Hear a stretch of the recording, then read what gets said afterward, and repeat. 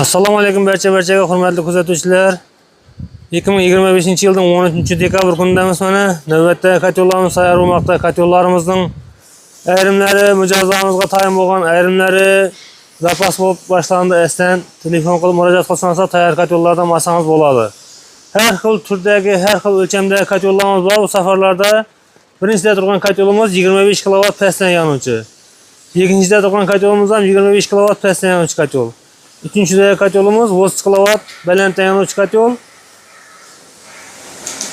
Navbatdagi katyolumuz necha kilovat bu?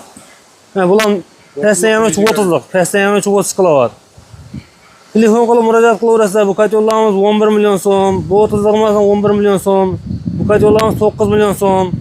Kimga shunday katyollar, temir eshiklar, darvozalar, har xil turda o'lchamda naveslar qiziq bo'lsa, murojaat qilaverasizlar. Bizning manzil Amudaryo tumani Kichik sanoat zona ichida, ya'ni paxta zavod, eski paxta zavod ichida.